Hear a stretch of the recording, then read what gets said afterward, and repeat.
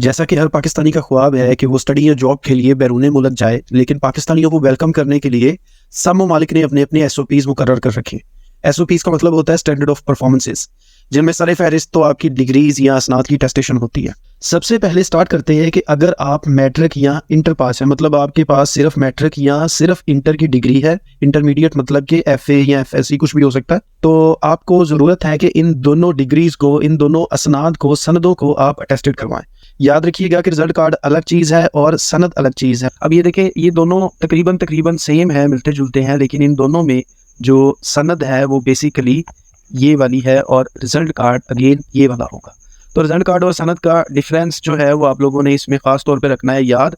आपके पास result card भी होना चाहिए, आपके पास सनद भी होनी चाहिए, सर्टिफिकेट भी होना चाहिए, आपका जो तालीमी सर्टिफिकेट है, ये दोनों आपके पास होंगे तो आपकी डिग्रीज आपकी जो सनद है, असनाद है, ये टेस्टेशन के लिए प्रोसेस हो पाएंगी। अच्छा जी, तो टेस्टेशन के लिए सबसे पहले आपने अपने जो मैट्रिक और इंटरमीडिएट के रिजल्ट कार्ड हैं या सनदें हैं, आपने लेकर जानी है अपने मुतल्लिका बोर्ड के अंदर। सपोज मिसाल के तौर पे BISE फैसलाबाद FSD बोर्ड है, मतलब board of intermediate and secondary education का जो बोर्ड है फैसलाबाद का, आपने वहाँ पर लेके जाने हैं दो चीज़ें, अपने रिजल्ट कार्ड्स और अपनी सनदें, मैट्रिक और इंटर की। वहाँ पर आप लेके जाएंगे तो वहाँ पे एक डेस्क बना होगा जिसके ऊपर लिखा होगा बैरून मुल्क की तस्दीक के लिए डेस्क, या फिर इस तरह का कुछ लिखा होगा, तो आप वहाँ पे समझ जाइएगा कि वो आपके लिए ही है।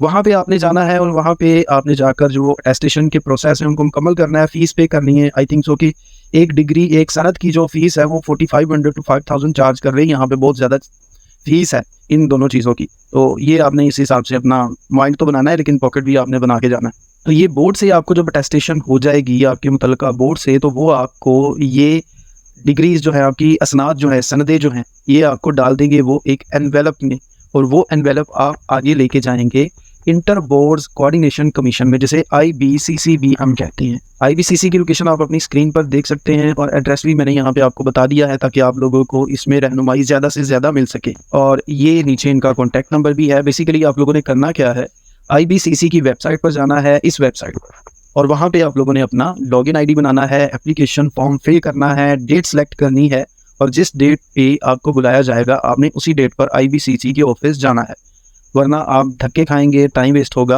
आप लोगों को इन चीज़ों से बचाने के लिए ही ये वीडियो बनाई जा रही है बेसिक। तो आप लोग ये चीज़ें ध्यान में रखिएगा कि किस अदारे में किस तरीके से कितनी तैयारी के साथ आपको जाना है, ताकि आप लोगों को कोई भी किसी किस्म की जलालत ना फेस करनी पड़े, बल्कि ईजीली स्मूथली आप चीज़ों को कर सकें। क्योंकि प्रोसेस तो लंबे होते हैं, लेकिन उनमें जो जलालत होती है डीमोटिवेट करती है, परेशान करती है, लेकिन उन चीज़ों से बचने के लिए ही ये सारी चीज़ें आप लोगों को बताई जा रही हैं। तो इस तरह IBCC से जब आप इसको टेस्टेशन करवा लेंगे तो इंशाअल्लाह आपकी मैट्रिक और इंटर की असनाद अटेस्टेड हो जाएंगी। अब दूसरा मरहला शुरू होगा जिसमें आपकी ग्रेजुएशन यानी बैचलर्स, मास्टर्स या इससे बरतर जो हायर एजुकेशन की स्टडीज़ होती हैं, इनकी डिग्रीज की अटेस्टेशन होगी। लेकिन इनकी अटेस्टेशन से पहले आपको इन बातों का जानना बहुत ज़रूरी है कि अगर आपने सिर्फ स्टडी के लिए बैरून मुल्क जाना है तो आपके लिए तमाम तरह असनाद और डिग्रियों की अटेस्टेशन करवाना ज़रूरी है। बहुत सारे केसेस में ये भी आपको कहा जाएगा कि आपकी जो मैट्रिक और इंटर की डिग्रीज़ हैं, सनाद हैं, उनको आप अटेस्टेड ना भी करवाएं तो आपका गुजारा हो जाएगा। लेकिन गुजारा तो हो जाएगा, अब गुजारा किस चीज़ का नाम है आप लोगों को भी पता है कि वो किसी भी मौके पर, किसी भी लम्हे पर आपको परेशानी का सामना करना पड़ सकता है। लेकिन बेहतर ये है कि अगर आप इतना टाइम अपना लगाकर, इतनी तैयारी के साथ, इतने पैसे लगाकर जा रहे हैं किसी बैरून मुल्क, तो अपनी इतनी अच्छी तैयारी के साथ जाए कि आपको पीछे मुड़ के ना देखना पड़े, किसी भी किस्म से आपको कोई हर्डल फेस ना करनी पड़े। तो बेहतर ये होगा कि आप अपनी मैट्रिक और इंटर की डिग्रीज को अटेस्टेड करवा लें, खास तौर पे जब आप स्टडी करने जा रहे हैं। ऊपर बात हो रही थी स्टडीज़ की, आप ये चीज़ ध्यान में रखिएगा, लेकिन यहाँ पर बात हो रही है जॉब की। तो अगर आपने किसी यूरोप कंट्री में या फिर अमेरिका में, ऑस्ट्रेलिया में, किसी भी जगह पर जॉब के लिए जाना है, तो फिर भी आपके लिए तमाम तरह सनाद और डिग्रियों का अटेस्टेशन करवाना ज़रूरी होगा। अब बात रही अरब कंट्रीज़ की, तो आपने किसी गल्फ़ कंट्री मसलन UAE या सऊदी अरब जाना है तो आपने सबसे इख्तितामी डिग्री की अटेस्टेशन करवानी है। मतलब कि आपकी जो सबसे लास्ट डिग्री होगी, सबसे जो एंड में आपने जो कंप्लीट की होती है डिग्री, मिसाल के तौर पे वो ग्रेजुएशन भी हो सकती है, वो आपकी मास्टर्स की डिग्री भी हो सकती है, MPhil की डिग्री हो सकती है, PhD की डिग्री हो सकती है, वो कोई भी आपकी जो लास्ट डिग्री है वो हो सकती है। तो उसकी अटेस्टेशन करवाना ज़रूरी है। आपको उससे पहले वाली जो डॉक्यूमेंट्स हैं, उससे पहले वाली डिग्रीज, असनाद जो हैं, वो अटेस्टेड करवाना ज़रूरी नहीं है। अगर आप किसी गल्फ कंट्री में जॉब के लिए जा रहे हैं। तो अब डिग्रीज को अटेस्टेड करवाने के लिए भी सबसे पहले आपको अपनी डिग्रियां यूनिवर्सिटी से अटेस्टेड करवानी होंगी। मिसाल के तौर पे आपकी यूनिवर्सिटी है, पंजाब यूनिवर्सिटी है, जीसी यूनिवर्सिटी है, जो भी आपकी मुतलका यूनिवर्सिटी है, आपको सबसे पहले वहाँ जाना है। वहाँ जाकर आपको अटेस्टेशन वहाँ से करवानी है। मैं आपको वीडियो के लास्ट पे सारा एक स्पेसिमेन दिखाऊंगा डिग्रीज का जो अटेस्टेशन कंप्लीट हुई पड़ी है, जिसमें तमाम तर जो भी इसके अंदर क्वाइफ हैं वो कंप्लीट हो चुके होंगे। तो आपको अपनी यूनिवर्सिटी से सबसे पहले करवानी होगी डिग्री अटेस्टेड। उसके बाद आप फिर ग्रेजुएशन या इससे बढ़कर डिग्री की अटेस्टेशन के लिए HEC की वेबसाइट पर जाकर अपना अकाउंट बनाएंगे और लॉगिन करेंगे। HEC की वेबसाइट का थोड़ा सा मैं यहाँ पे आपको एक स्क्रीन के ऊपर ही अहवाल दिखा देता हूँ कि HEC आप ई सर्विस पोर्टल पे चले जाएं या फिर higher education commission online portal पे चले जाएं। यहाँ पर ये है कि आपको डाउनलोड करने का कहेंगे इसकी एप्लीकेशन, यहाँ पर वेब ब्राउज़र से ही इसको ओपन करने का कहेंगे। आप डायरेक्टली यहाँ से भी लॉगिन के ऊपर लैंड कर सकते हैं। अपना ID बनाएं, उसके ऊपर अपनी तमाम तर असनाद को, अपनी डिग्रीज़ को अपलोड करें। इस तरह अपने एप्लीकेशन फॉर्म फिल करके अपने तमाम तर क्वाइफ अपलोड करने हैं। ध्यान रखिएगा कि क्वाइफ को पुर करते हुए किसी भी किस्म की कोई गलती ना हो। मसलन आपका नाम, आपका फादर नेम और ख़ास तौर पे आपके जो स्पेल होते हैं, स्पेलिंग्स होते हैं, आपने उनको ख़ास तौर पे देखना है।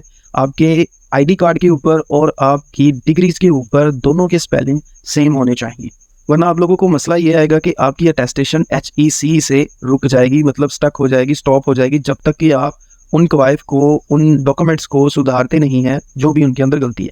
अच्छा, इसके लिए भी एक सोल्यूशन ये होता है, बहुत ही इंपॉर्टेंट बात है। सोल्यूशन ये है कि आपको HEC एक फॉर्म देती है कि इसको फिल कर ले और आपके ID कार्ड और आपके जो रिजल्ट कार्ड या सनद के ऊपर जो भी आपका नेम है या स्पेलिंग मिस्टेक है, उसको आप वेरीफाई करवा लें अपनी यूनिवर्सिटी से कि ये मेरा ID कार्ड के ऊपर जो भी नाम है, सनद के ऊपर भी मैं सेम हूँ, ये किसी और की सनद नहीं है या किसी और की डिग्री नहीं है, ये मैं सेम हूँ। तो वो एक परफॉर्मा देते हैं HEC। अगर हम उस फॉर्म को फिल करके HEC को दें तो हमारी वेरिफिकेशन जो होती है, अटेस्टेशन जो होती है, उस तक नहीं होती, रुकती नहीं है, बल्कि कंटिन्यू होती है और कंप्लीट हो जाती है। अच्छा जी, उसके बाद तकरीबन 1 से 2 हफ्ते लगेंगे और आपकी एप्लीकेशन मंजूर हो जाएगी, अप्रूव हो जाएगी, जिसके बाद आप फीस जमा करवाएंगे और अपनी तारीख मुंतखब करेंगे। यहाँ पे ये चीज़ गौर में रखिएगा कि आपने अपनी खुद तारीख सेलेक्ट करनी है। एक कैलेंडर आपके सामने ओपन होगा एप्लीकेशन के ऊपर ही, या अगर आप सिस्टम पे बैठे हैं तो कंप्यूटर की स्क्रीन पे आपको एक कैलेंडर शो होगा कि ये डेट्स आप अवेल कर सकते हैं, इनमें से किस डेट को आप आना चाहते हैं। तो फिर आप वो सिलेक्ट करेंगे। फिर आपने मुकर्रर तारीख पर अपने तमाम तर डॉक्यूमेंट्स लाहौर HEC के ऑफिस लेकर जाने। जिन लोगों को इस्लामाबाद की फैसिलिटी अवेल है या उसके करीब रहते हैं, वो इस्लामाबाद में भी ये सहूलत अवेल कर सकते हैं। जो लोग पंजाब से हैं वो ज़्यादातर कोशिश करते हैं, मसलन कि जो मुल्तान, फैसलाबाद या गिरदोनवासी होते हैं, वो कोशिश करते हैं कि लाहौर HEC को ही विज़िट किया जाए।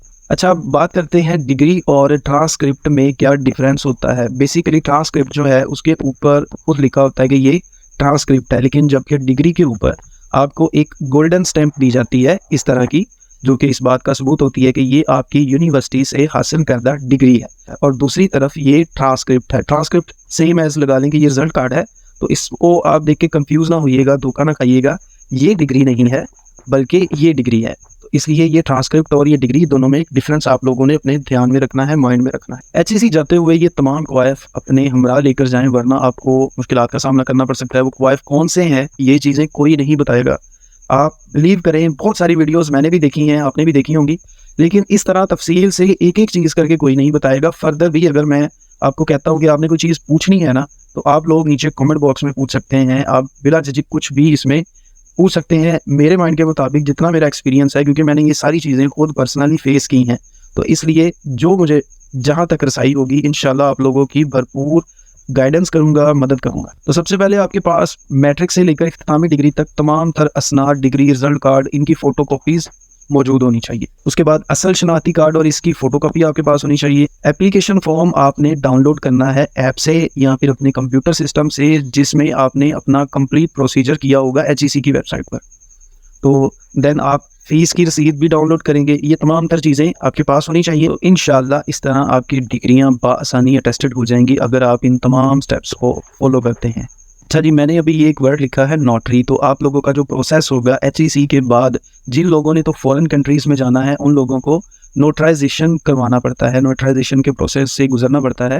मिसाल के तौर पे इसका थोड़ा सा मैं बता देता हूँ, बाकी इसके ऊपर एक कंप्लीट मैं आपको तफसीली वीडियो में बताऊँगा कि ये क्या प्रोसेस होता है। अभी के लिए आपको चूंकि सिर्फ एक अटेस्टेशन की बात हो रही है, जो ये एक और चीज़ है नोटरी, और अटेस्टेशन एक और चीज़ है। नोटरी बेसिकली होता है आपके जो मुतल्लिका किसी भी शहर में आप रहते हैं उसके कोर्ट में जाकर, आपको कचहरी में जाकर, आपको जो मुतल्लिका नोटराइजेशन का वकील होता है उसके पास जाकर आपने कहना है कि मैंने अपनी नोटराइजेशन करवानी है अपनी डॉक्यूमेंट्स की। तो वो तमाम तरह के डॉक्यूमेंट्स की नोटराइजेशन करवाता है और उनके ऊपर गोल्डन कलर की आपको स्टिकर अटैच किए जाते हैं और साथ में वो अपनी स्टैंप लगाता है, इंटरनेशनल नोटरी की स्टैंप लगाता है और सारा आपका प्रोसेस इस तरह कंप्लीट हो जाता है। ये एक इंपॉर्टेंट चीज़ थी, इसलिए मैंने समझा कि आप लोगों के साथ शेयर कर दूं। उसके बाद आपने फिर अपनी डिग्रियों की तस्दीक करवानी है मिनिस्ट्री ऑफ फॉरेन अफेयर यानी कि मुफा से। MOFA ministry of foreign affair कहाँ है? ये लाहौर में है और लाहौर में आपको इसके ऊपर फिजिकली जाना पड़ेगा खुद चल के, क्योंकि इसको ऑनलाइन नहीं करवा सकते, ना ही इसको कोरियर के थ्रू हम करवा सकते हैं, तो इसकी फैसिलिटी अभी तक अवेलेबल नहीं है। ये आपको इसका मैं एड्रेस बता देता हूँ और साथ इसका कॉन्टैक्ट नंबर भी है। तो आप लोगों को फिजिकली जाना पड़ेगा, रश बहुत ज़्यादा होता है, कोशिश कीजिएगा सुबह 7 से 8 के दरमियान आप उसके गेट के सामने मौजूद हों, मुफा के गेट के सामने, फिर ईजिली आपकी जल्दी बारी आ जाएगी।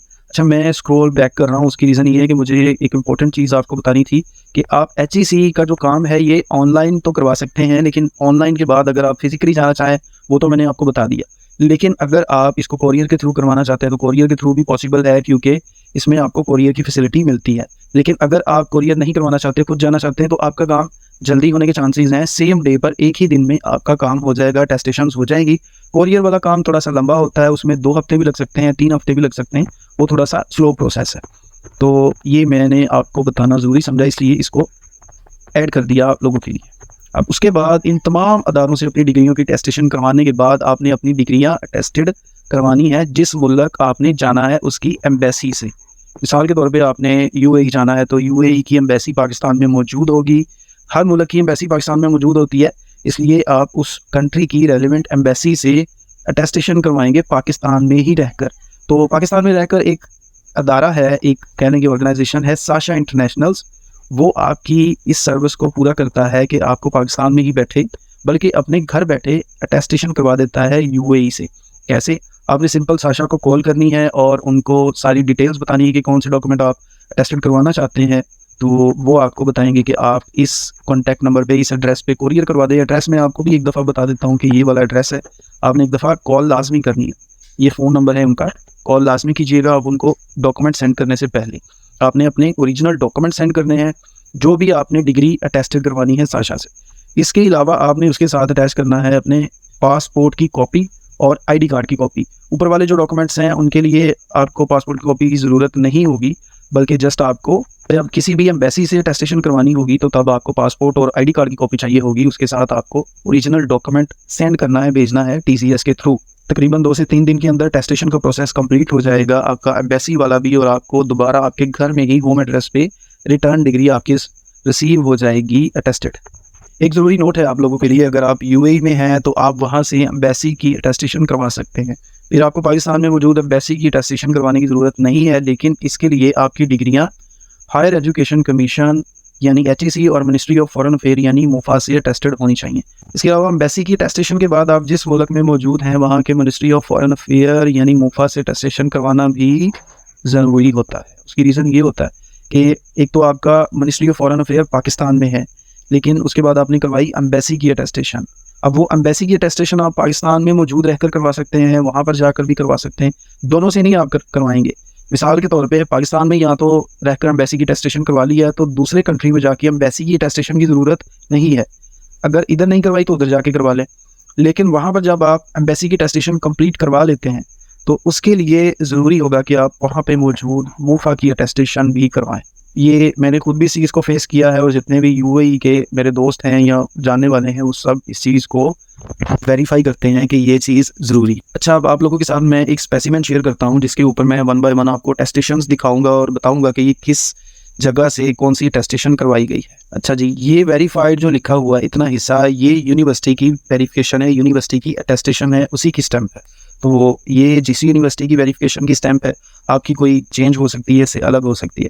इसके बाद हमने चुके जाना था HEC, तो HEC की अटेस्टेशन, ये इतना हिस्सा आप देख सकते हैं HEC की अटेस्टेशन है। इसको मैं यहाँ पे हाईलाइट कर देता हूँ कि ये HEC की अटेस्टेशन है और ये यूनिवर्सिटी की अटेस्टेशन है। अच्छा जी, तो यहाँ पे आप स्टैम्प को अच्छे तरीके से देख सकते हैं, higher education commission of Pakistan ये लिखा हुआ है, इसके साथ ये स्टैम्प लगी हुई है। 2 स्टैम्प्स हैं बेसिकली, एक ये वाली और एक ये वाली। तो इस तरह ये आपका HAC की अटेस्टेशन के बाद ये स्टैम्प लगेंगे। इसके बाद बढ़ते हैं जी मूफा की तरफ। तो मूफा की अटेस्टेशन के लिए 3 चीज़ें यहाँ पे आपको दरकार होंगी और आपने इनके बिना कोई अटेस्टेशन अपनी कंप्लीट नहीं समझनी। सबसे पहले तो टिकट लगा होना चाहिए आपकी मूफा की अटेस्टेशन के बाद, मतलब कि इस दौरान ही आपने सबसे पहले तो टिकट लगवाना है। उसके बाद एक स्टैम्प लगेगी, ये वाली स्टैम्प लगेगी रेड कलर की, और देन एक बार कोड लगेगा, ये भी मूफा की तरफ से ही लगाया जाएगा।